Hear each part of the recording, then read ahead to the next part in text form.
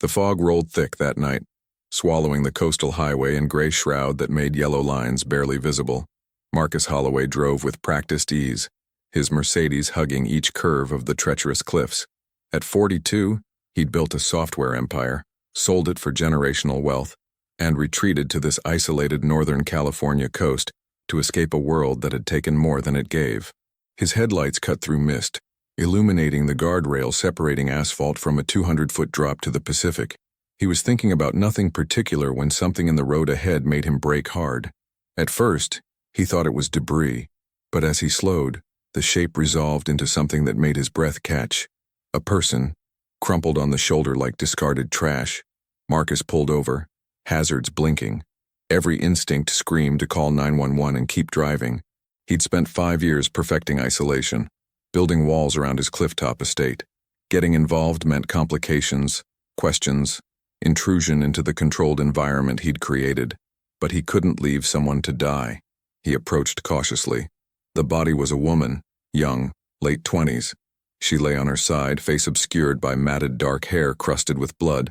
Her torn clothes were damp from fog, one shoe missing. Her visible skin was a canvas of violence, bruises blooming purple and yellow, split lip, scraped knuckles. Marcus crouched beside her, finding the pulse at her throat. Faint, but there. "Can you hear me?" His voice was rusty from disuse. No response. Breathing shallow, irregular. He pulled out his phone. No signal. The cliffs were notorious dead zones. Nearest hospital was 40 minutes away. In this fog, emergency services would take over an hour. Marcus looked at his car, then at the woman. Every logical bone said wait for help, but something in her stillness, the way she seemed half gone from this world, made him act. He gathered her carefully, shocked at how light she was, how broken. Her head lolled against his chest. Up close, the damage was worse. Gash needing stitches, swollen jaw, bruises circling her throat like ugly jewelry. Someone had tried to kill her. The drive to his estate took 12 minutes that felt like hours. Marcus kept checking for breathing, the rise and fall of her chest. The gates opened automatically, wrought iron parting to reveal the tree-lined drive leading to his home. A modern masterpiece of glass and stone perched on the cliff's edge, invisible from the road. Inside, he laid her on the leather sofa. Floor-to-ceiling windows overlooked the ocean, but tonight showed only fog and darkness. He grabbed the phone. Signal here. His finger hovered over 9. If he called, there would be police. Reports. His name in databases. The sanctuary he'd built would be breached. But if he didn't, and she died, Marcus compromised. He called his private physician, Dr. Sarah Chen, who lived 20 minutes inland and owed him favors. While waiting, he gathered supplies. First aid kit, towels, blankets. He'd taken a wilderness medical course years ago. He cleaned visible wounds, noting defensive marks on her forearms, bruise patterns suggesting she'd been held down, beaten methodically. This wasn't random. This was personal. Dr. Chen arrived with minimal questions. 50s, practical, discreet. Qualities Marcus valued. She examined the unconscious woman professionally. 3 cracked ribs, possible concussion, contusions from repeated blunt force trauma, she reported. No signs of sexual assault. Severely dehydrated and malnourished. This didn't just happen tonight. She's been in distress for a while. Will she survive? Probably. She needs fluids, rest, antibiotics. The head injury concerns me most. She should be in a hospital. But she'll live without one. Dr. Chen's eyes narrowed. Marcus, what are you doing? Helping someone. By not calling authorities? This woman was clearly attacked. There could be evidence, someone looking for her, or someone who wants to finish what they started. The words hung between them. Dr. Chen looked at the battered face, then back at Marcus. You're making assumptions. So are you. If someone did this and dumped her on that road, they meant for her to die. Taking her to a hospital puts her name in the system, makes her findable. You don't know her story. I know enough. Marcus gestured to the throat bruises. Those are handprints. I know what it looks like when someone wants you erased. Dr. Chen studied him. Recognition dawning. She knew about his past. The wife who'd driven off a cliff 5 years ago. The media circus. The suicide verdict Marcus never believed. I'll set up an IV, Dr. Chen said finally. Monitor her tonight. But Marcus, if she wakes and wants police, you let her. And if she doesn't wake in 24 hours, we call an ambulance. Deal? Deal. They moved her to the first-floor guest suite. Dr. Chen started fluids, dressed wounds properly, left instructions and her emergency number. By the time she left, dawn was breaking over the ocean, burning off fog to reveal steel-gray sea churning against rocks. Marcus sat in the bedside chair, watching the stranger sleep. She looked younger, cleaned up. Mid-20s, maybe. Even battered. Something striking. High cheekbones, full lips, stubborn jaw, even unconscious. Who was she? Where had she come from? What had she done to deserve this? Questions piled up, but Marcus had learned patience in solitude. Answers would come or they wouldn't. For now, she was alive. Safe, behind his gates. Whatever demons had tried to destroy her would have to go through him first. It was strange, this protective surge. He'd thought that part of him died with his wife, buried under grief and guilt and certainty that caring for people only led to destruction. But as the unnamed woman drew breath after breath beneath clean white sheets, Marcus felt something shift inside. Maybe saving her could be the first step toward saving himself. Outside, the ocean roared against cliffs, ancient and indifferent. Inside, two damaged souls had been brought together by violence and chance, beginning a journey neither could anticipate, and both desperately needed. The woman's fingers twitched. Marcus leaned forward, but her eyes remained closed. In sleep, she murmured something unintelligible, face contorting with remembered pain. He reached out, almost touching her hand, then pulled back. Already too involved, already compromised the isolation he'd worked so hard to maintain. But he didn't leave. He stayed in that chair as morning strengthened, standing guard over a stranger who'd been thrown into his path like a message from a universe he'd stopped believing in. Maybe everyone got a second chance. Maybe this was his. She woke in fragments, consciousness returning like shattered mirror pieces reassembling. First came sensation, softness beneath, warmth around, distant waves. Then pain, dull throbbing ache from everywhere. Her head felt stuffed with cotton, ribs screamed with each breath, face felt like a punching bag, because someone had used it as one. Memory hit like a physical blow, and her eyes snapped open. Unfamiliar ceiling, white, clean, modern, recessed lighting. Not the motel where she tried sitting up, and agony lanced through her torso. A hand appeared, gentle but firm, pressing her back. Easy. You've got broken ribs. Moving fast is bad. Male voice, deep, calm. She turned her head carefully and found a man who seemed carved from the room's clean lines. Maybe 40, maybe older. Silver threading dark hair. Sharp gray eyes watching with cautious concern. Lean, disciplined build. He wore jeans and black Henley, barefoot, stubble shadowing his jaw. Who? Her voice cracked. Throat raw. Neck bruises throbbed. He held a straw to her lips. Marcus Holloway. This is my home. I found you on the coastal highway 3 nights ago. Unconscious, badly injured, I brought you here. 3 nights. She drank carefully, cool water soothing damaged throat. Fragments crystallizing. The Mendocino Motel. Tyler finding her, his rage-twisted face. His fists, his hands around her throat while she clawed and fought and knew she was dying. I should call someone, she said, trying again to sit. I need. Who would you call? Marcus asked quietly. Police? Hospital? Someone who knows your name? She froze. He noticed. I haven't called anyone yet. He continued. No authorities, no hospitals, no missing persons reports. As far as the world knows, you don't exist in this house. I thought you might appreciate discretion, given, he gestured at her injuries. Given someone tried to kill me? Yes. They looked at each other. 2 strangers bound by violence and circumstance. She should be terrified. Strange man's house. Isolated. Vulnerable. But something in his steady gaze, the careful distance, the way he phrased it as her choice, quieted her instincts. Elena, she said finally. My name is Elena Reyes. Elena. He tested it, nodded. Do you remember what happened? Did she want to tell him? This stranger who'd saved her but had no obligation to protect her further? But words came anyway, spilling like poison she needed to purge. I was running from my ex-boyfriend, Tyler Garrett. We dated 2 years in Los Angeles. I thought I loved him. He was charming, successful, attentive, until he wasn't. She touched her jaw gently. It started small, controlling who I saw, checking my phone, jealousy. Then the first slap. He cried, apologized, swore it wouldn't happen again. I believed him. Marcus's expression didn't change, but something hardened in his eyes. It got worse. Much worse.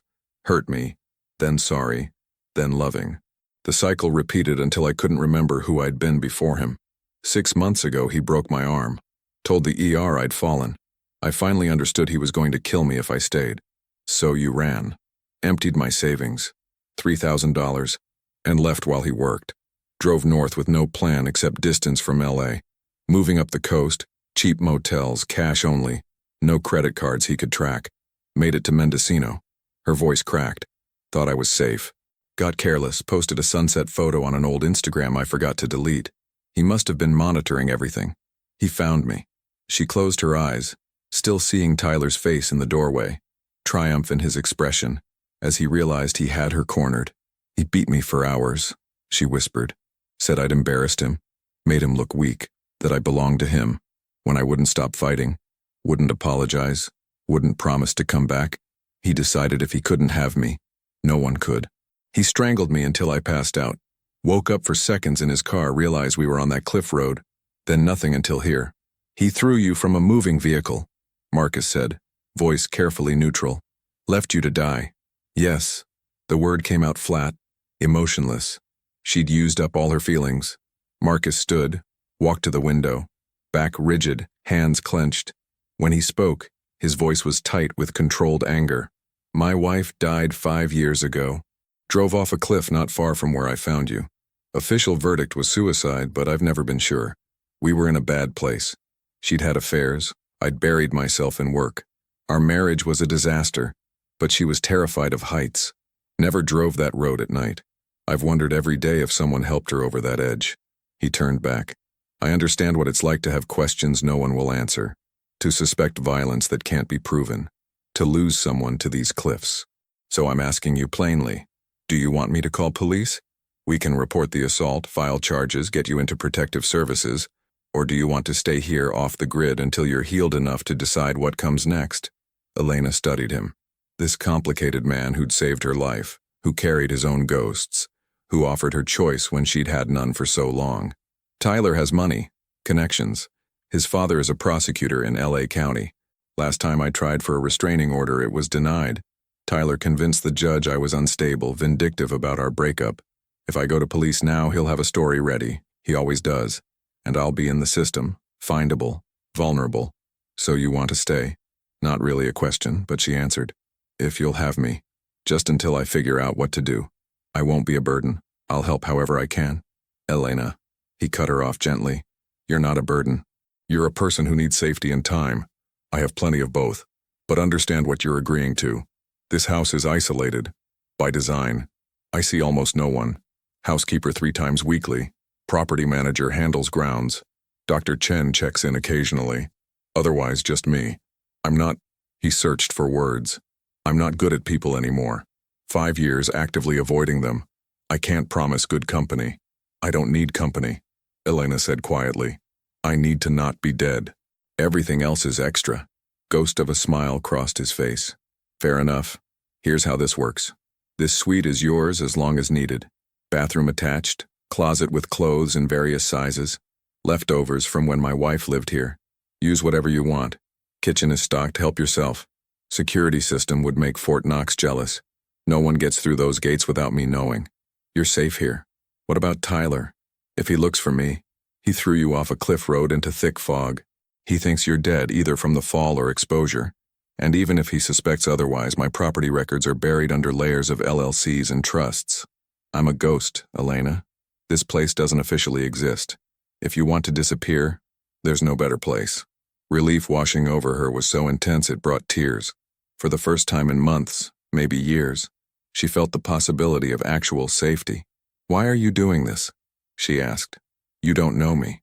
I could be anyone, lying about everything. Marcus looked at her for a long moment. Because I know what it's like to be hollowed out by loss and rage and unfairness of a world that doesn't care about justice. Because I have resources to help and no reason not to.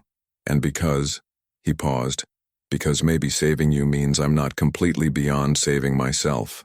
Outside, a gull cried, Waves continued their eternal assault. Inside, two broken people made an unspoken pact. To heal, to hide, to survive whatever came next. Elena closed her eyes, exhaustion pulling her under. For the first time since Tyler found her, she felt safe enough to truly sleep. Marcus stayed in the chair, keeping watch as he had for 3 days. Whatever happened next, whatever complications arose, he knew one thing with certainty. No one would hurt Elena Reyes again. Not while she was under his protection. He'd failed his wife. He wouldn't fail this stranger thrown into his path like a second chance at redemption. The house settled into silence, a fortress against the world, guarding its new inhabitants against darkness that hunted them both. 3 weeks passed in strange, suspended rhythm divorced from normal time.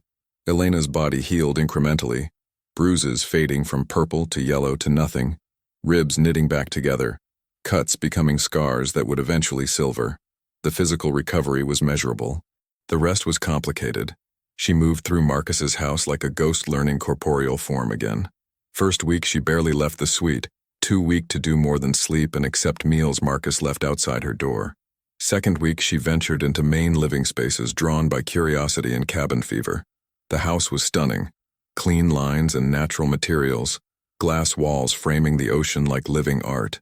Should have felt cold, but careful furniture curation, warm woods and soft textures made it sanctuary instead of showroom. Marcus was there, but not there.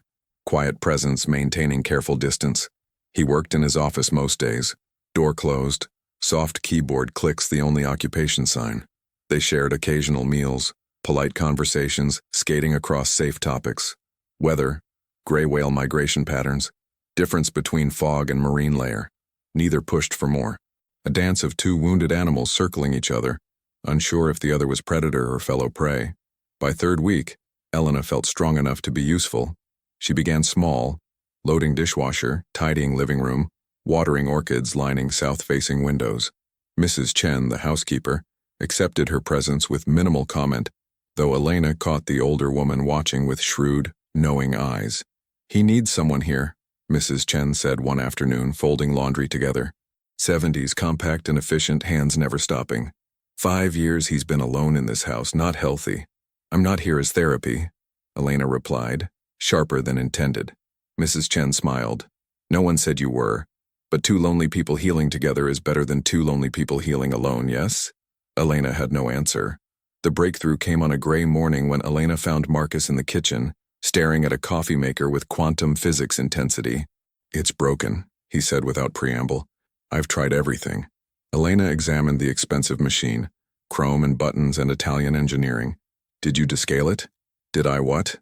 20 minutes later, they sat at the kitchen island with fresh coffee, and Marcus looked at her like she'd performed miracles. "How did you know how to fix that?" "I was a barista 3 years in college. Those machines are temperamental." She wrapped hands around the warm mug. "I studied art history at UCLA. Graduated with honors and 40,000 in loans. Turns out there's not huge job market for people who can identify Renaissance painting techniques. So I made coffee and poured wine at gallery openings and told myself I was networking." "Is that where you met him?" "Tyler?" First time either had directly mentioned her past since that initial conversation. Elena considered deflecting, but something in Marcus's open expression made her honest. "Wine tasting in Beverly Hills. He was there with clients, worked in real estate development. He overheard me talking about Caravaggio's use of tenebrism and bought me a drink after my shift. I thought it was romantic, being pursued by this successful, handsome man who seemed interested in my mind." She laughed bitterly. "He wasn't interested in my mind. He was interested in possession. I just didn't see it until too late. It's never too late to leave. I left. Almost died for it. But you didn't die. You're here." Such simple statement, but it hit her with unexpected force. She was here. Alive. Healing. No longer running. At least for now. "What about you?" she asked. "Mrs. Chen says you built some kind of empire and walked away." Marcus refilled their mugs, considering words. "I created a platform for encrypted communications, early 2010s, before everyone cared about privacy. Sold it to a tech giant for enough money to fund a small nation. I was 37, married to a woman I'd loved since college, on top of the world." His expression darkened. "Then I discovered the world looked different from the top than I'd imagined. Catherine, my wife, She'd married the struggling programmer with big dreams, not the millionaire who worked 80-hour weeks. We grew apart. She found comfort elsewhere. Multiple elsewheres. You said she died on the cliffs. Single car accident. No witnesses. She'd been drinking, roads were wet, visibility poor. Investigators ruled it suicide. She'd been depressed, seeing a therapist, made comments to friends about not wanting to exist. Open and shut. He stared into his coffee. But Catherine was terrified of heights. Wouldn't go near cliff edges. And the night she died, she'd called me, said she needed to talk, that it was urgent. I was in a meeting in San Francisco, told her it would wait. By the time I finished, she was dead. You think someone killed her? I think there are pieces that don't fit, but without evidence, suspicion is just paranoia. So I sold the company, liquidated everything, bought this place. If I couldn't find answers, at least I could find silence. They sat with their coffee and ghosts. The ocean restless beyond glass. Elena felt something shift between them. Not attraction yet, but recognition. Both refugees from violence, whether inflicted or implied. Both hiding from pasts that tried to destroy them. Thank you, she said softly. For the coffee. For fixing me. For not asking questions I'm not ready to answer. Thank you for descaling the machine. And for, he hesitated, for making this house feel less empty. Most honest thing either had said in weeks. Days developed new rhythm after that. They cooked together sometimes. Marcus surprisingly competent with a knife despite claiming he survived on takeout before Elena. They watched documentaries evenings. David Attenborough narrating lives of creatures more functional than they felt. They walked the grounds together when Elena grew strong enough, following paths winding through pines and along cliff edges, always within property's invisible boundaries.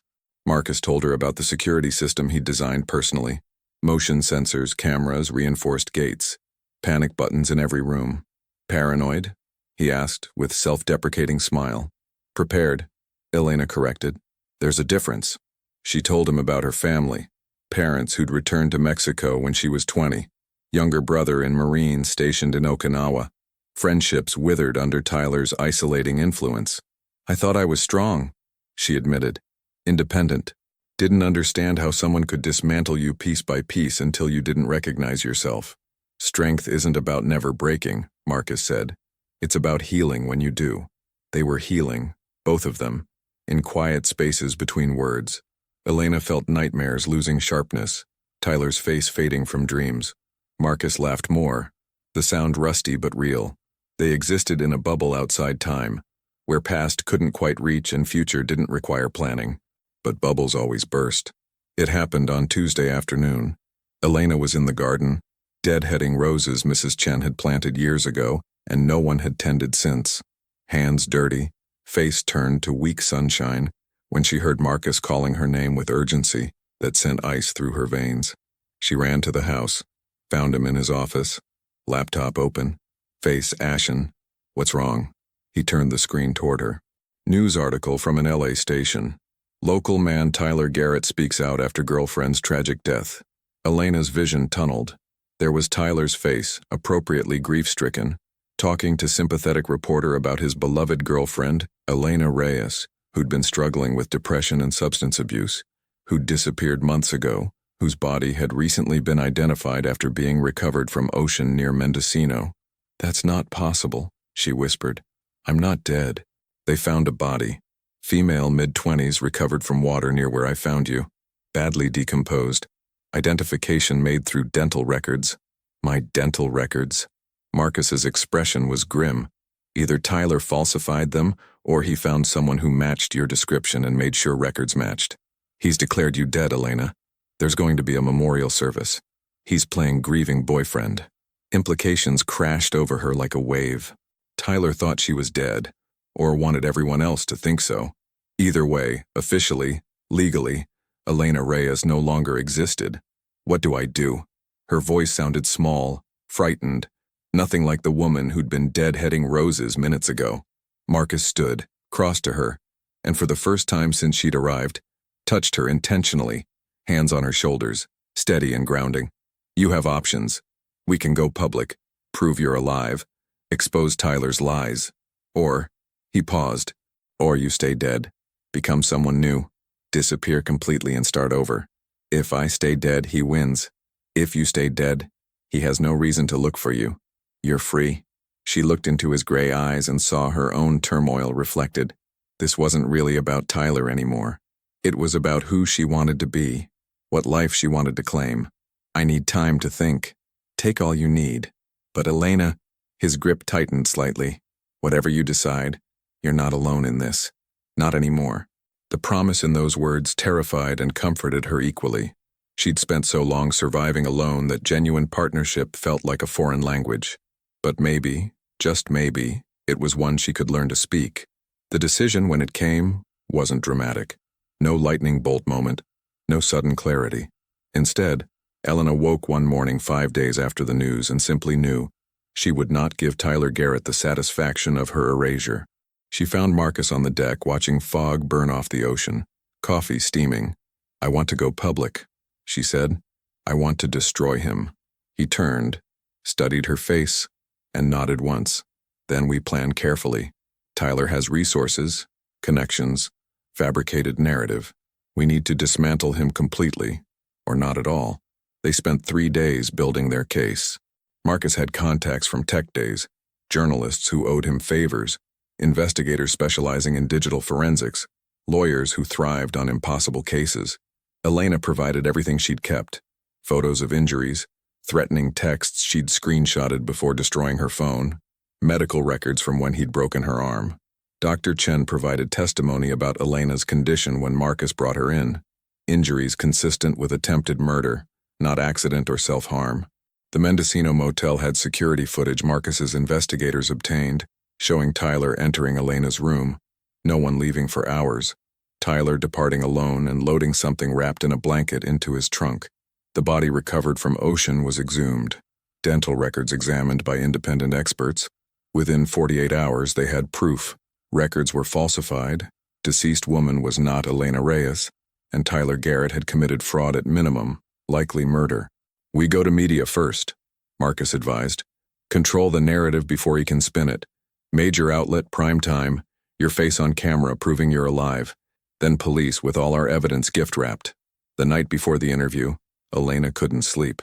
She stood at her bedroom window watching ocean black under moonless sky, wondering if she was making catastrophic mistake. Tyler wouldn't go down quietly. He'd fight, lie, maybe even come for her again. A knock on her door. Marcus in sweatpants and t-shirt, hair disheveled from his own sleepless night. "Having doubts?" he asked. "Terrified," she admitted. "What if this makes everything worse? What if he hurts someone else trying to get to me?"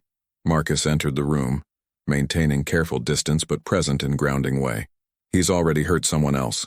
That woman whose body he tried to pass off as yours. He's dangerous, Elena. This isn't about revenge. It's about stopping him before he destroys another person." "Is it, though? Because some part of me wants revenge, wants to watch him suffer the way he made me suffer. That's human and honest. Better to acknowledge it than pretend you're purely motivated by justice." He paused. "For what it's worth, I want revenge too.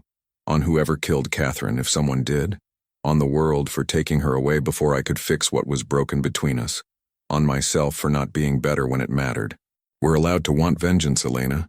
We're just not allowed to let it consume us." She turned from window to face him. "How do you live with it? The uncertainty? The guilt?" "Poorly, most days. Better since you've been here." He said it simply, without artifice. "You've reminded me that healing is possible, even when it seems impossible. That maybe isolation isn't the same as peace. I've been using you," Elena confessed. "This house, your protection. I've been hiding behind your resources while telling myself I'm brave. You survived attempted murder, healed from devastating injuries, and are now choosing to face your abuser publicly despite every instinct screaming to stay hidden. That's not hiding, Elena, that's courage." She laughed, sound wet with unshed tears.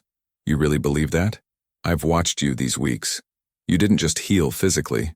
You've read every book in my library, painted in the art studio I haven't opened since Catherine died, started a garden, fixed things I didn't know were broken. You've rebuilt yourself while preparing for battle. That's not weakness. You watched me paint? The cameras are everywhere, I'm not proud of it, but yes. You're gifted, Elena.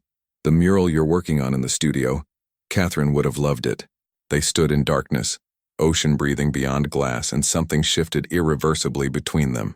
The careful distance they'd maintained was collapsing, revealing attraction and connection they'd both been avoiding.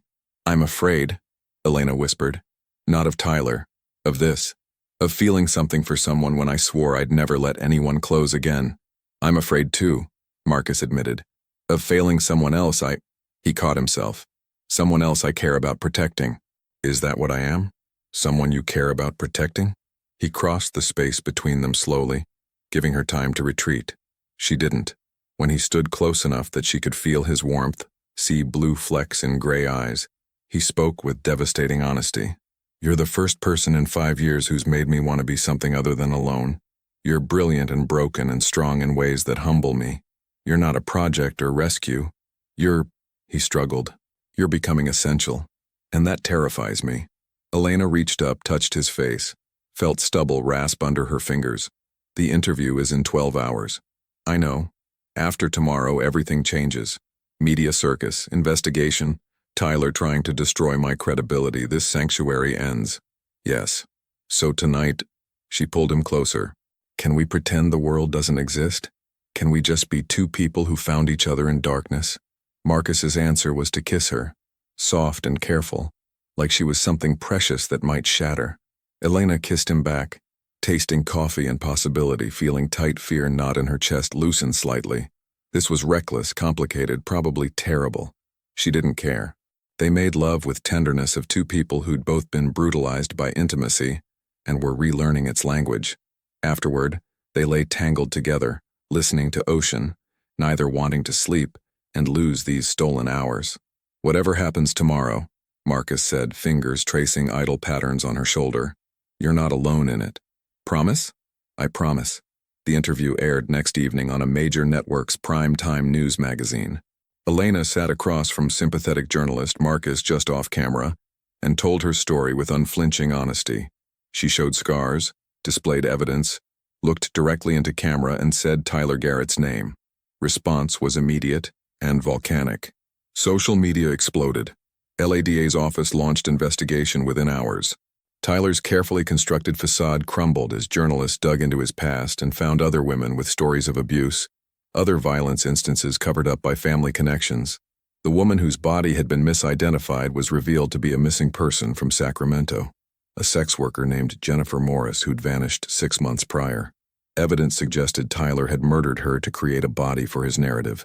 Case against him expanded from assault to capital murder. He was arrested at his office. Perp walked past cameras in handcuffs, face no longer charming but twisted with rage. "She's lying," he screamed at press. "Elena's unstable, vindictive. None of this is true." But evidence was overwhelming, and his denials rang hollow. Weeks that followed were brutal. Elena testified before grand juries, survived cross-examination by Tyler's expensive lawyers, endured media scrutiny, picking apart every aspect of her life. Through it all, Marcus was constant, attending hearings, managing security when reporters camped outside gates, holding her when nightmares returned. They discovered Catherine's death was being reinvestigated. New witnesses had come forward, prompted by Elena's story. A bartender remembered serving Catherine the night she died, and remembered a man following her out, helping her into her car despite protests. Description matched one of Tyler's associates, a fixer who'd made other problems disappear. Connections were still tenuous, circumstantial, but for first time, Marcus had hope truth might surface. 8 months after Elena's interview aired, Tyler Garrett was convicted on multiple counts: attempted murder, actual murder in Jennifer Morris's death, fraud, stalking. He was sentenced to life without parole. In the courtroom, Elena faced him one final time. "You tried to erase me," she said during her victim impact statement, "but I'm still here, alive, healing, building a life you can never touch again. You have no power over me anymore." Tyler's face contorted with impotent fury, but his voice was dead when he spoke. "You'll never be free of me. I'll always be in your head." Elena smiled, and it was genuine. "No, you'll be in a cell. I'll be on a cliff overlooking ocean with someone who knows how to love without destroying. We're not the same." After trial, Elena and Marcus returned to the coastal estate. Media circus gradually moved to other stories. The house settled back into peace, but different now, not hiding place but home.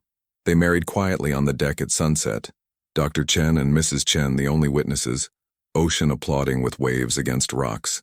Elena wore white, and scars on her arms showed beneath lace. She didn't hide them. They were part of her story now, proof of what she'd survived. Marcus slipped a ring on her finger and said, "I'm still afraid of failing you." "I'm afraid too," Elena replied. "But let's be afraid together."